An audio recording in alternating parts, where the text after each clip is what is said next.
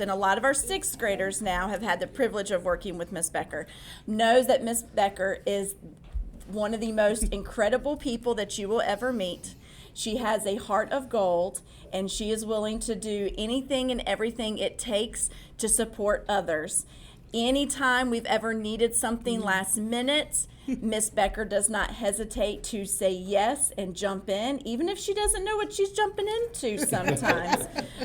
She has had to put up not only with Mr. Hannon, but she's had to in the past also put up with Miss Lenz, and that was a full-time job.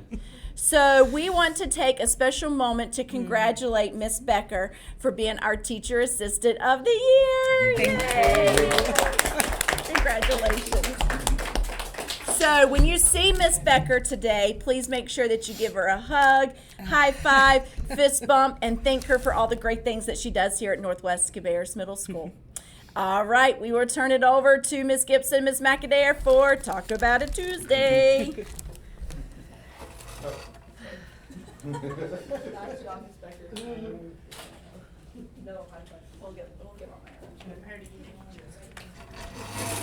Hello. Good morning, everyone. We're back together. I know are. you guys were worried about us. It's been rough. It's been a rough time away from each other. And speaking about that, we're going to talk today about self-care. So self-care is whatever you do to take care of yourself. It's pretty self-explanatory, right?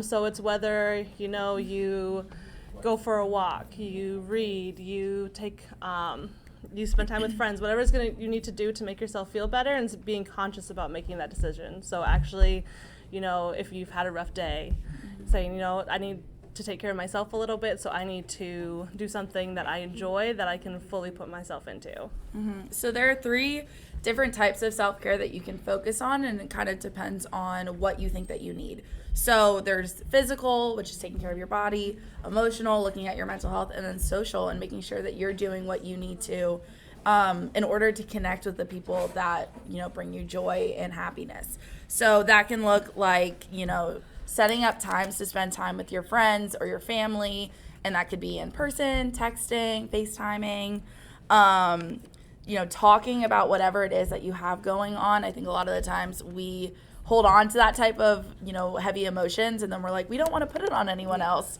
But, identifying, as we've talked about like every week, identifying those key people that that you can trust to talk to, taking care of your body by resting or moving your body. It could go either way.